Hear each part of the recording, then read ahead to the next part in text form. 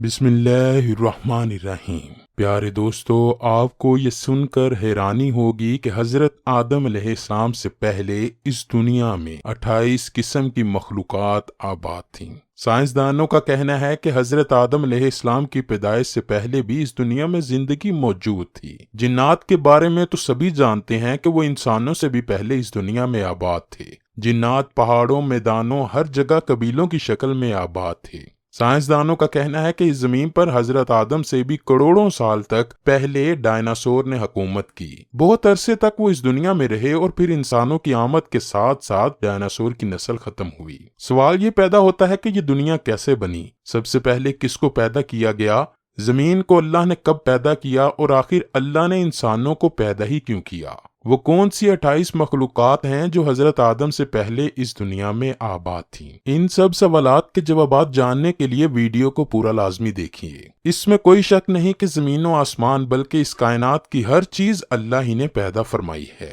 قرآن کریم میں اللہ تعالیٰ سورہ الحدید آیت نمبر 4 میں ارشاد فرماتا ہے، وہی ہے جس نے آسمانوں اور زمین کو 6 دن میں پیدا کیا، پھر عرش پر جلوہ فرما ہوا اور خوب جانتا ہے اس چیز کو جو زمین میں جائے، جو اس سے نکلے، جو آسمان سے نیچے آئے اور جو کچھ اس میں چڑھ کر جائے، اور جہاں کہیں تم ہو وہ تمہارے ساتھ ہے اور اللہ تمہارے اعمال کو دیکھ رہا ہے۔ اسی طرح اللہ تعالیٰ سورہ ہود آیت نمبر 7 میں فرماتا ہے، اور اللہ ہی وہ ذات ہے جس نے 6 دن میں آسمانوں اور زمینوں کو پیدا کیا اور اس کا عرش پانی پر تھا۔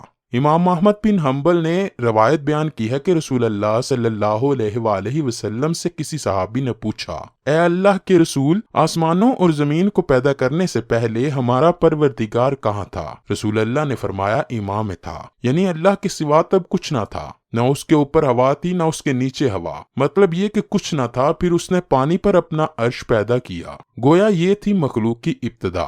امام احمد، امام ترمذی، امام ابو داؤد اور بے شمار محدثین نے روایت بیان کی ہے کہ رسول اللہ صلی اللہ علیہ وآلہ وسلم نے فرمایا، بلا شبہ اللہ نے سب سے پہلے قلم کو پیدا کیا، پھر اللہ نے اس کو حکم دیا، چنانچہ وہ اسی طرح چل پڑا اور قیامت تک ہونے والی ہر چیز لکھ دی۔ یہ اللہ کا علم تھا کہ جس کو قلم نے اس کے حکم کے مطابق لوح محفوظ پر لکھا۔ دوستو، یہاں آپ کو بخاری شریف کی حدیث مبارک بیان کرتے چلیں کہ ایک دفعہ یمن سے ایک وفد حضور اکرم صلی اللہ علیہ وآلہ وسلم کی خدمت میں حاضر ہوا۔ وہ عرض کرنے لگے، اے اللہ کے رسول، ہم آپ کے پاس دین کو سمجھنے کے لیے حاضر ہوئے ہیں اور ہمارا یہ سوال ہے کہ اللہ نے سب سے پہلے کیا چیز پیدا کی تھی؟ رسول اللہ صلی اللہ علیہ وآلہ وسلم نے فرمایا، اللہ تھا، اس سے پہلے کوئی چیز نہ تھی، اس کا عرش پانی پر تھا، پھر اس نے لوح محفوظ پر ہر چیز لکھ دی اور آسمان اور زمین کو پیدا کیا۔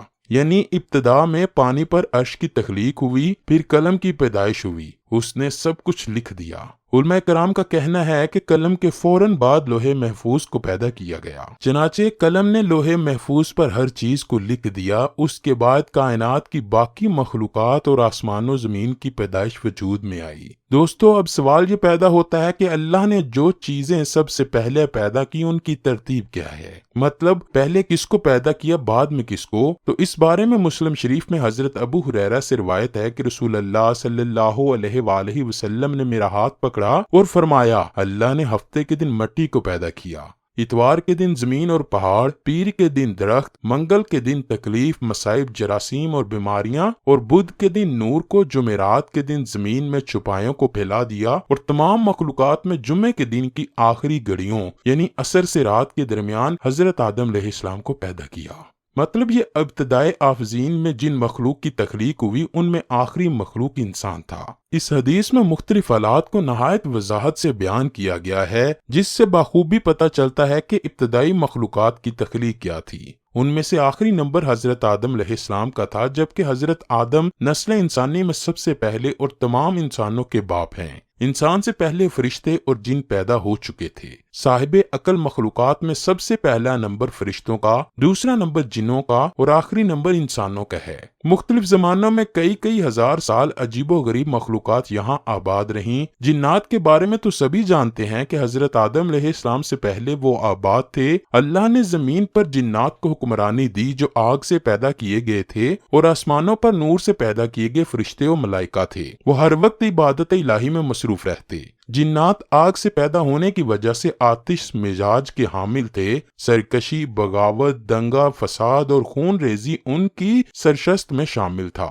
جب زمین پر جنات کا لڑائی جھگڑا حد سے زیادہ بڑھ گیا تو اللہ ذوالجلال نے آسمانوں سے فرشتوں کے لشکر بھیجے جو ان سرکش جنات کو مار مار کر سمندری جزیروں اور ویران پہاڑی علاقوں میں بھگا دیتے۔ ایسے ہی ایک خون ریز لڑائی کے دوران فرشتوں کو ایک ویرانے میں جنات کا ایک معصوم سا بچہ روتا ہوا ملا۔ اس کے والدین شاید جنات کی جنگ میں کام آ چکے تھے۔ فرشتوں کو اس معصوم صورت جن پر بچے پر ترس آیا، چنانچہ رب کائنات کی اجازت سے فرشتے اس بچے کو آسمانوں پر لے آئے، جہاں وہ اللہ کی عطا کردہ ذہانت کی بنا پر بہت جلد معلم الملکوت کے نام سے پکارا جانے لگا، یعنی وہی بعد میں ابلیس شیطان بنا۔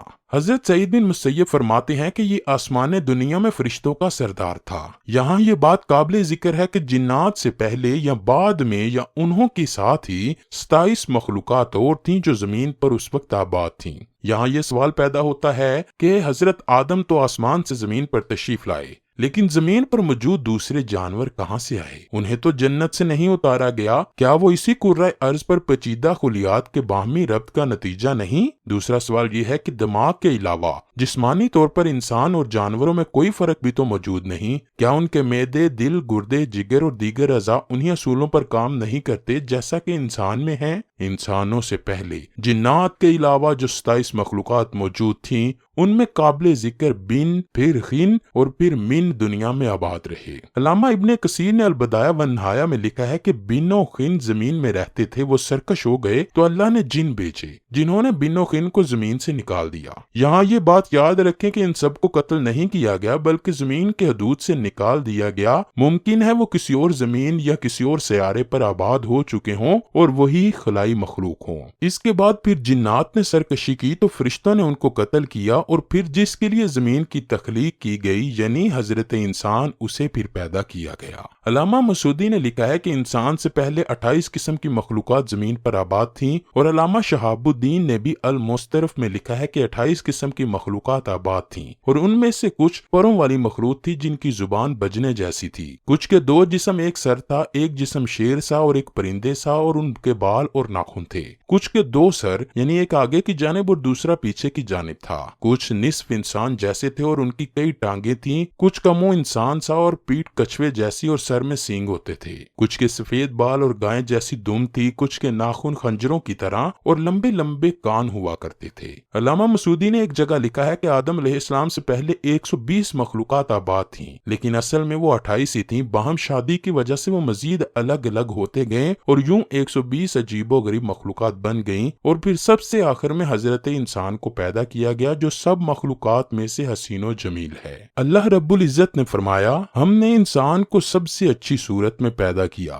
حدیث پاک میں ہے کہ اللہ رب العزت نے حضرت آدم کو اپنی پسندیدہ ترین صورت میں پیدا کیا۔ سابقہ مخلوقات میں سے کچھ کے نشانات ملتے رہتے ہیں جن کو سائنسدان ڈائناسور وغیرہ بھی قرار دیتے ہیں، اور کچھ سمندروں جزیروں میں چھپے ہوئے ہیں۔ الجزائر میں موجود بہت سے پہاڑی سلسلوں کی غاروں میں مذکورہ کچھ مخلوقات کی ان کے زمانے کی تصاویر بھی ہیں جو آج دریافت ہو چکی ہیں۔ اس سے بھی کچھ اندازہ لگایا جا سکتا ہے۔ بعض کے نزدیک یاجوج مجوج انہی سابقہ مخلوقات میں سے ہیں جو اب تک سکندر ذوالقرنین کی بنائی ہوئی دیوار کے پیچھے بند ہیں، اور بعض احادیث میں 2 عظیم شہروں کا ذکر ہے جو اس دنیا سے بھی بڑے ہیں، ایک مشرق میں اور ایک مغرب میں، وہاں بھی مخلوقات آباد ہیں۔ روایات ملتی ہے کہ جنات اور فرشتوں کی جنگ کے 2000 سال بعد اللہ پاک نے حضرت آدم اور حضرت حوا کو زمین پر اتارا، اور پھر ان سے تمام انسانیت کی نسلیں چلیں، اور یقیناً ایسے ہی ایک دن اللہ رب العالمین اس دنیا پر انسانوں کو دیا وقت بھی ختم کر دے گا، اور جیسے یہ دنیا بنی تھی